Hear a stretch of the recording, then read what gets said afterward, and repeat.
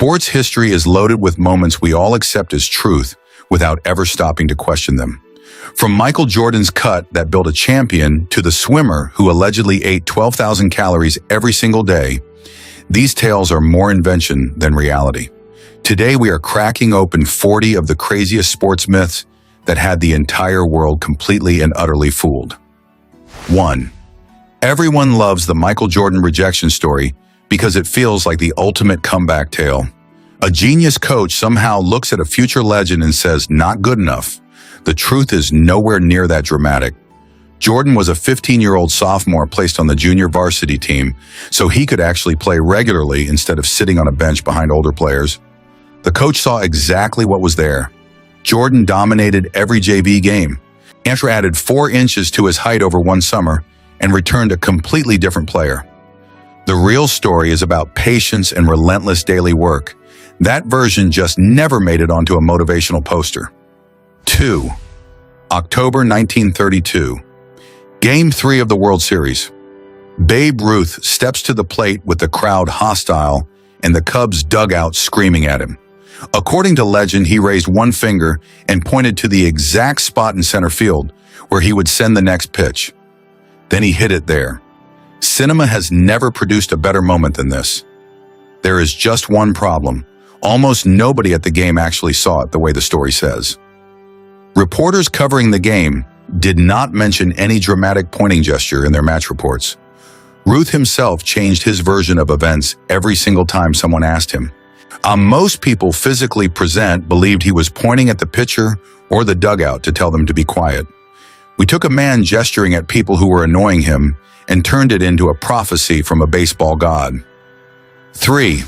Ask any American sports fan what happened at the 1980 Winter Olympics in Lake Placid, and they will tell you the United States won gold by defeating the Soviet hockey team. They are half right. The game that became known as the Miracle on Ice was a semi-final, not the final, not the gold medal match. A semi-final. After the greatest emotional victory in American sports history, the players still had to come back 2 days later, completely drained, and beat Finland in the actual gold medal game. They were losing going into the third period. In the part of the story that gets forgotten is that a group of completely exhausted college students had to somehow summon another performance after the world had already crowned them champions. That second game is the real miracle. The famous one is just the warm-up. 4. The Michael Phelps 12,000 calorie daily diet became one of the most repeated facts in sports journalism. The idea of the greatest Olympic swimmer in history consuming 4 times what an average adult eats every single day made him feel like a different category of human being entirely. Phelps later said directly in interviews that the number was massively exaggerated and had been let run in the media because it built a larger-than-life image around his competitive persona. He ate more than most people, often as any elite athlete training multiple hours daily would need to. But the weekly family grocery bill worth of daily calories was never real. A plausible detail got repeated uncritically by journalists who found it too entertaining to fact-check, and eventually the exaggeration became the established fact. 5. 10 feet. That number governs every basketball game ever played at every level on every continent. It feels like it must have been the result of serious scientific calculation. Someone must have studied human jumping ability and optimal shooting angles and arrived at the perfect measurement. In reality, James Naismith needed somewhere to hang peach baskets in a Springfield gymnasium in 1891. There was a running track around the edge of the gym with a railing. He nailed the baskets to the railing. The railing was 10 feet off the floor. That was it. No research, no testing, no committee, no deliberation. The single most important measurement in basketball was determined entirely by the height of a decorative piece of gym architecture that happened to be available on one afternoon in Massachusetts. 6. When the waves swept across football stadiums at the 1986 World Cup in Mexico and broadcast to billions simultaneously, the world assumed it was born from the passion of Latin American football culture. It was not. A professional cheerleader named Crazy George Henderson organized the first documented continuous wave at an Oakland Athletics playoff game in October 1981. Around the same time, the University of Washington was developing their own version in their football stadium, when the wave traveled from California to the rest of America to the world. Mexico received something already 5 years old and presented it to the entire planet on the biggest available stage. The gesture that feels like universal human celebration started in a cold baseball stadium in Northern California. 7. When cyclists climb the Alps each July, the broadcast coverage always mentions the great tradition and history of the race. What they never mention is that the whole thing was invented as a newspaper circulation war. A struggling French sports publication invented the race in 1903 specifically to drive a direct competitor out of business by creating a story so enormous their rival could not ignore it. The plan worked commercially and failed athletically. The first Tour de France was a disaster. Many riders were caught boarding trains between stages. Others paid for car tows across sections of the route. At least 2 competitors got into disagreements with each other in the dark. The noble tradition of cycling's greatest race was born from financial desperation and almost immediately became a showcase for creative cheating. 8. Boxing gloves protect fighters. That is the story, and it makes perfect intuitive sense. Padded equals safer. Except the padding is primarily around the knuckles and hand bones, not designed with the opponent's head as the priority. The main mechanical purpose of a boxing glove is to prevent the bones in the hand from breaking on impact. What happens to the opponent is a separate calculation. Medical researchers have argued for years that gloves actually enable longer and more demanding fights than bare-knuckle contests because both the hands delivering the blows and the heads receiving them survive long enough to keep exchanging them. The damage does not disappear with gloves. It just spreads out across more rounds and more punches. Gloves did not make boxing safer. They changed the distribution of the impact. 9. The Baseball Hall of Fame sits in Cooperstown, New York because of a story about Abner Doubleday inventing the sport in a field there in 1839. Doubleday was a Civil War general, the story goes, and in a moment of American genius, he sketched out the game and gave the country its national pastime. Doubleday himself never said any of this. Oh no, he was a military officer who spent his entire life thinking about artillery, not athletics, and left no writings connecting himself to baseball in any way. The story was manufactured by a special commission in 1907 that wanted baseball to have a purely American origin, rather than acknowledging it evolved from English games immigrants brought over. The Hall of Fame was built on a foundation of organized fiction designed to make a sport feel more patriotic. 10. The marathon gets its name from a story about a Greek messenger who ran from the battlefield at Marathon all the way to Athens, announced victory, and then collapsed dramatically. It is one of the most powerful origin stories in all of sport. The historian Herodotus, the closest original source to the actual events, she wrote about a runner making a journey from Athens to Sparta before the battle to ask for military support. That journey was 150 miles. The runner survived. The shorter run from Marathon to Athens appears in a different text written centuries after the battle by a different author. The dramatic ending at the finish line was added by yet another writer even later. The race that has inspired millions of people to run 26 miles was built on a story assembled piece by piece across several hundred years by people who were not there. 11.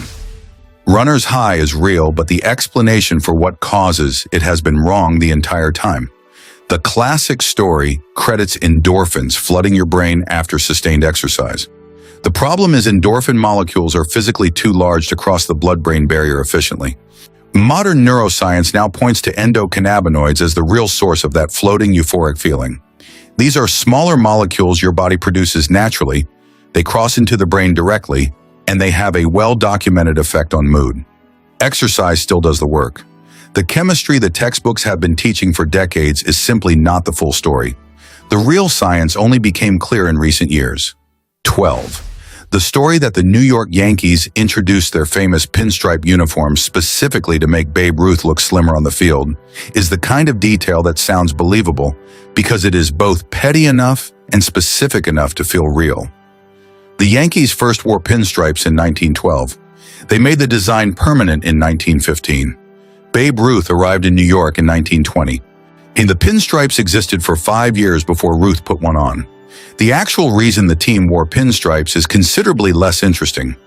Vertical stripes were a standard fabric pattern used across baseball uniforms during that period, and the management thought they looked professional. The slimming pinstripe story was invented retroactively by someone who wanted the great Babe Ruth to have a funnier relationship with his own uniform. 13. There was a period in American college basketball when referees would blow the whistle and award free throws to the opposing team if a player dunked the basketball. 9 years. From 1967 to 1976, the slam dunk was officially banned from the college game. Everyone at the time understood why. One player was so completely dominant that the people running the sport decided to change the rules rather than simply appreciate what they were watching. Lou Alcindor, who would later become Kareem Abdul-Jabbar, was that player. The official explanation given was that dunking was not a sufficiently skillful shot and posed a risk to the equipment. For nearly a decade, the most exciting single moment available in basketball was declared ungentlemanly and removed because one man was doing it too well for the administrator's comfort. 14. Every high jumper in the world today goes over the bar backwards and head first using a technique called the Fosbury flop. Before 1968, every high jumper in the world used entirely different techniques, going over feet first. The person who changed this was not a sports scientist or a visionary coach. It was a teenager named Richard Fosbury who simply could not master the established techniques no matter how long he practiced. He started experimenting with different approaches entirely on his own and gradually arrived at something that looked ridiculous to everyone watching. Coaches assumed he was making a technical error. At the Mexico City Olympics in 1968, he used his personal invention to win the gold medal and break the world record. One person's inability to do something the conventional way permanently replaced the conventional way for everyone on the planet. 15. We are halfway through and it is only getting wilder from here.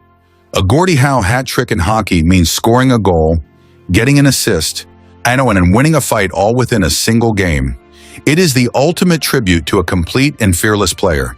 The reasonable assumption is that Gordie Howe himself, whose name the achievement carries, was doing this constantly throughout his legendary career. He accomplished it exactly twice across 26 seasons in the NHL. A journalist created the phrase because of Howe's reputation as someone capable of doing everything on the ice and willing to stand up to anyone on the planet. Many other players have achieved the combination far more frequently than Howe himself ever did. The greatest tribute to one man's competitive toughness in hockey history celebrates something he almost never personally achieved. 16. Every time the Olympics come around, someone gives a speech about honoring the ancient tradition of pure amateur competition. Pure, amateur. Those two words have never had anything to do with the original Greek games. Athletes who won at Olympia came home to serious financial rewards. Cities paid their champions in cash. Winners received free meals from the state for the rest of their lives, full tax exemptions, and public statues built in their honor. Wealthy merchants offered private deals to athletes associated with winning. The entire concept of the amateur athlete was invented centuries later by wealthy British gentlemen in the 1800s, who specifically designed the rules to keep working-class people out of their clubs. The ancient Greeks were running what we would recognize today as a fully commercial professional sports league. 17. Winning is not everything, it is the only thing. 6 words that have appeared on locker room walls across America for generations, attributed to legendary NFL coach Vince Lombardi as the definitive expression of his relentless competitive philosophy. Lombardi never said it. The line was originally spoken by a UCLA football coach named Red Sanders and later appeared in a 1953 film. What Lombardi actually said was, "Winning is not everything, but the will to win is." His full sentence contained an important qualification. The media removed the second half of his actual statement and attached the more brutal abbreviated version to his name because it matched the myth of who they wanted him to be more precisely than the truth did. The most famous coaching quote in the history of American football does not belong to the man it is attributed to. 18. Michael Jordan's number 23 carries more brand recognition separately from the man than almost any number in sporting history. The actual reason he chose it is one of the quietest and most human stories attached to his legend. Growing up, Jordan's genuine hero was his older brother, Larry. Larry was the better basketball player between them during their early years. Larry wore the number 45. When Michael made the varsity squad alongside his brother, he could not take the same number, so he selected 23 because he calculated it was roughly half of 45. His thinking was that if he could become half the player his brother already was, that would be enough. The most iconic number in basketball history was chosen as a modest tribute from a younger sibling who simply wanted to be as good as the person he looked up to most. 19. Football history contains a beautifully defiant story about India qualifying for the 1950 World Cup, but withdrawing in protest after FIFA refused to allow their players to compete without boots as an expression of cultural identity. It is a great story. It is completely made up. India withdrew from the tournament for reasons that had nothing to do with footwear. When the All India Football Federation cited the cost of sending a team to Brazil, scheduling conflicts with other competitions they considered more important, and most significantly, the fact that the World Cup simply was not a priority for Indian football administration at the time. They rated the Olympic football competition far more highly. The barefoot story was invented afterward because the real explanation, they did not think it was worth going, was significantly less compelling to repeat. 20.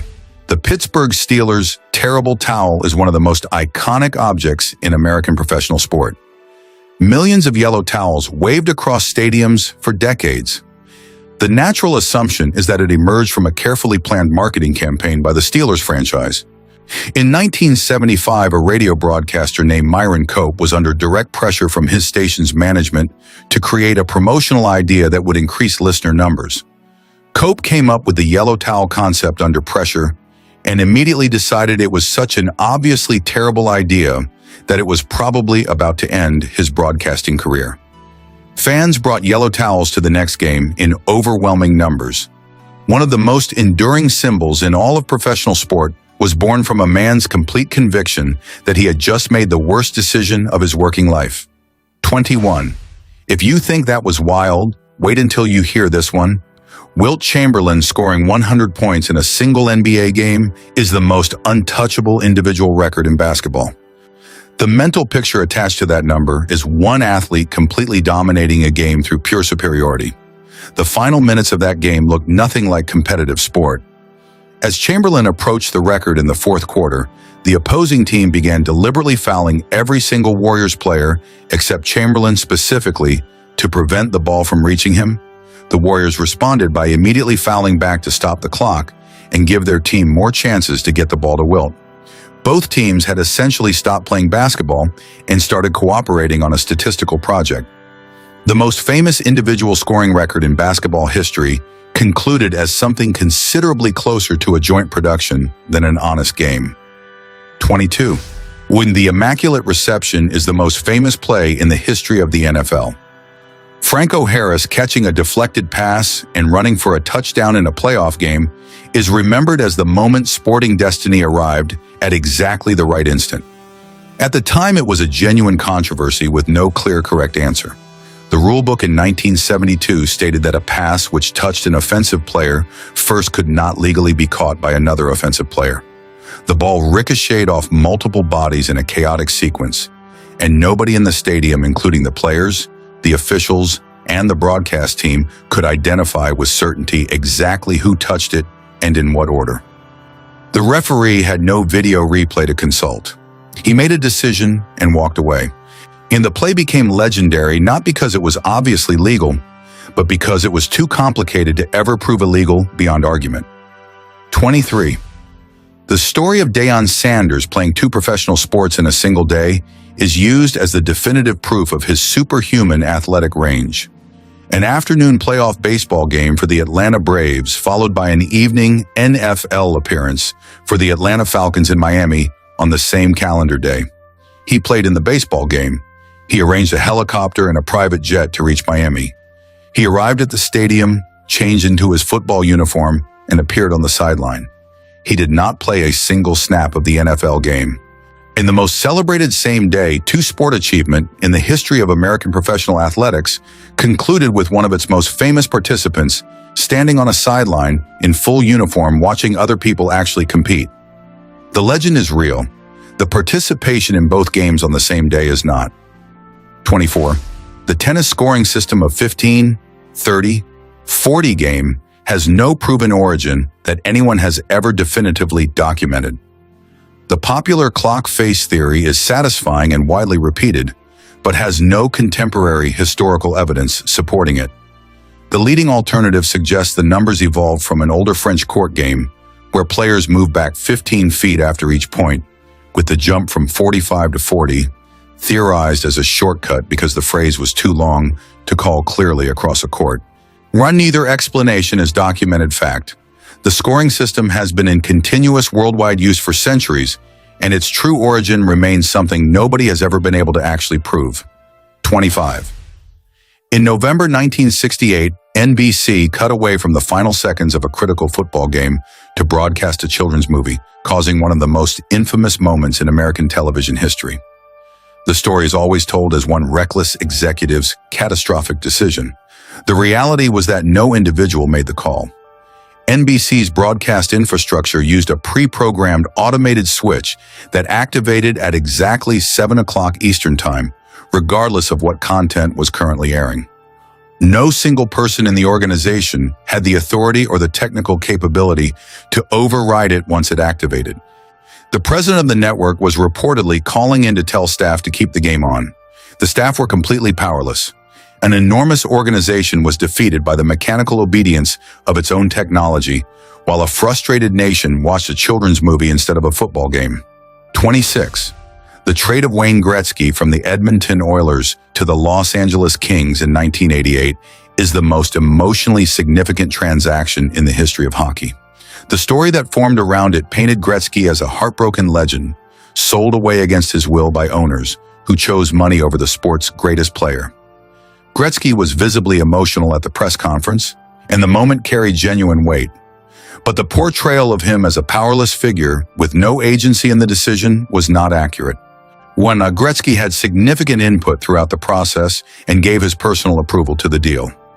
The simple story of a forced exile was easier to tell than the complicated reality of a superstar making a calculated decision about his own future. 27. Jack Dempsey created the long count himself. The 1927 heavyweight championship rematch produced boxing's most enduring controversy, with Dempsey supporters insisting a slow-counting referee stole the title.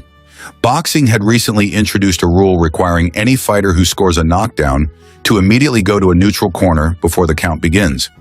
Dempsey knocked Tunney down and stood directly over him, following decades of instinct from before the rule existed. Officials had to physically direct him to a corner before the count could start. By the time the count began, Tunney had already been down for several uncontested seconds. Dempsey was not the victim of a long count. He created it himself through his own instinctive actions. 28.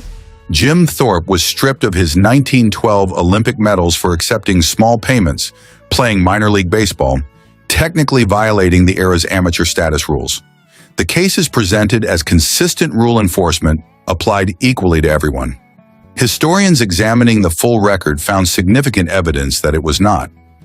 Amateur violations were common among athletes of that generation and were frequently overlooked by governing bodies. The investigation into Thorpe's background was pursued with an intensity not applied to comparable situations involving other competitors. An athlete celebrated as one of the world's greatest found the rulebook applied to him far more strictly than it was applied to almost anyone else competing in that same era.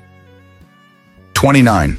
Muhammad Ali's first-round finish of Sonny Liston in their 1965 rematch became known as the Phantom Punch because it was so fast that cameras of the era struggled to capture it clearly. Ali landed a short right hand, Liston went down, and the count was completed. What the moment actually showed was Ali operating at a speed the heavyweight division had never seen before. Analysts who have studied the footage agree the punch made contact.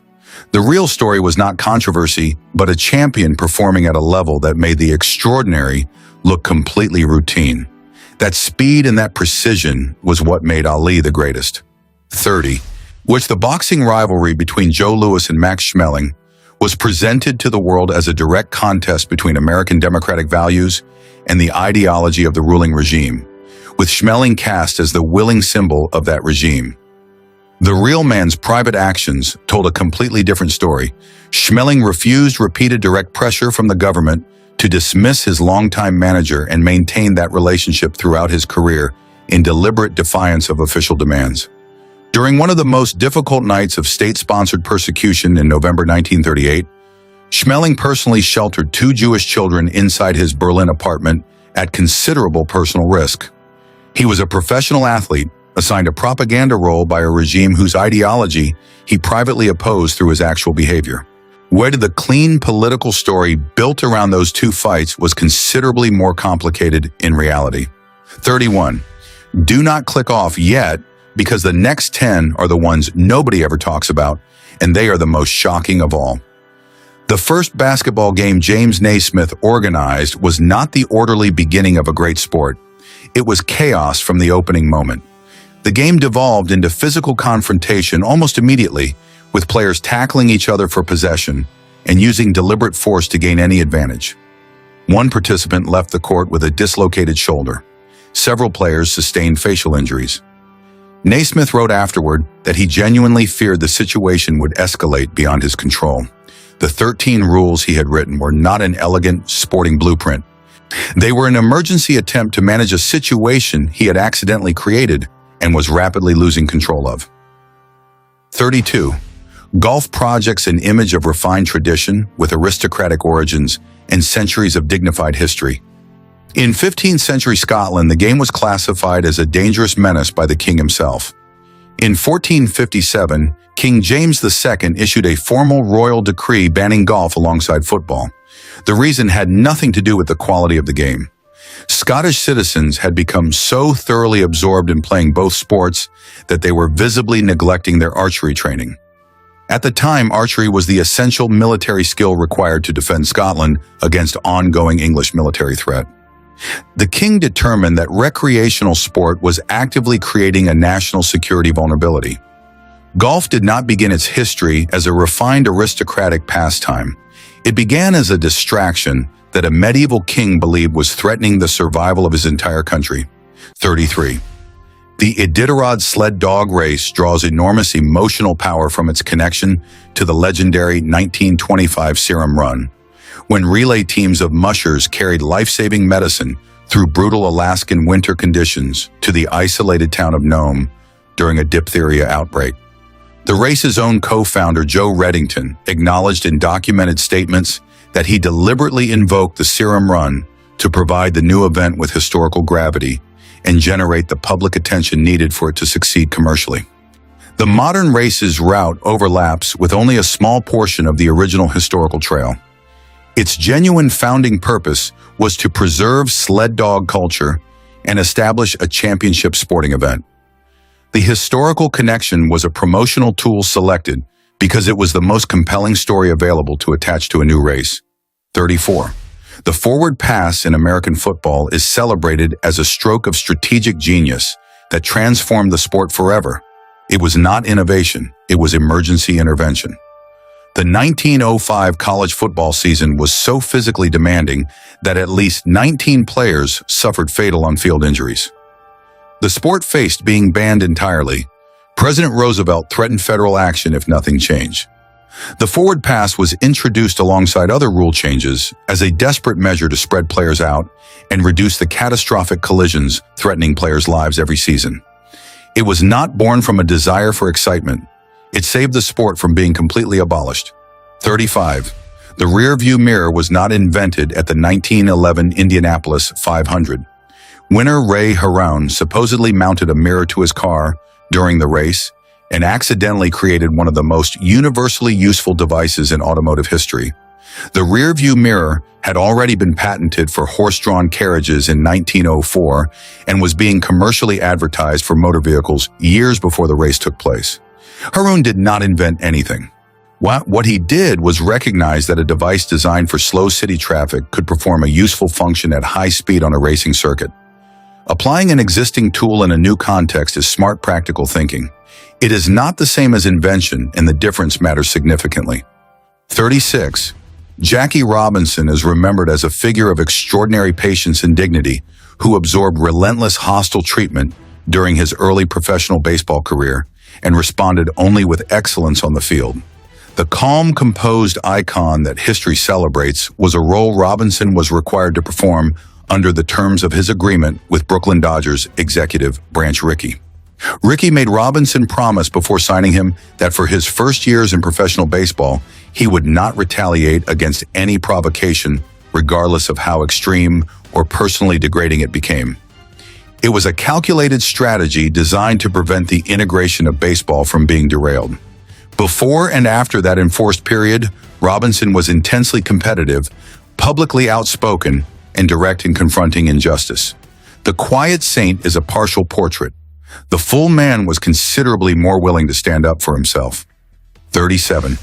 When Nadia Comaneci received a perfect score of 10 from the judges at the Montreal Olympics, the scoreboard displayed 1.00, and the story that captured the world's imagination was that the machine had been so overwhelmed by witnessing human perfection that it simply could not process what it had seen. The Omega scoring system at those games had been programmed by engineers who made one specific assumption. They decided that a score of 10 was not physically achievable by any human competitor and designed the display to show scores only up to 9.95. When the judges entered a 10, the computer responded exactly as it had been programmed to respond. It displayed the only 4-digit number within its operational range, which was 1.00. The scoreboard did not malfunction. The engineers simply failed to build a system capable of imagining someone as good as Nadia Comaneci. 38. Roman gladiators occupy one of history's most recognizable images. Condemned individuals driven into an arena to compete to the last for the entertainment of crowds demanding maximum spectacle. Almost none of that image reflects what the historical record actually shows. Gladiators were expensive professional athletes who required years of intensive specialized training and represented significant financial investment for their owners and promoters. Defeats in the arena were commercially wasteful outcomes that organizers actively worked to avoid through formal rules and officiating. Most competitive bouts ended with a defeated fighter surviving to compete again. Many gladiators entered the profession voluntarily, attracted by the financial reward, the celebrity status, and the dedicated fan communities that successful fighters accumulated. Local businesses competed for associations with winning gladiators in arrangements recognizable as early commercial sponsorship. The condemned individual of popular imagination was in reality much closer to a professional combat athlete with an income, a reputation, and a paying audience. 39. The high five feels like it must be ancient, a natural human celebration gesture that has always existed in one form or another across different cultures. It was actually invented on the 2nd of October 1977 during a Los Angeles Dodgers baseball game. The outfielder Dusty Baker hit a home run, and as he rounded the bases and reached home plate, his teammate Glenn Burke was standing there with one hand raised high in the air. Baker slapped it instinctively. Cameras captured it. That was the first high five.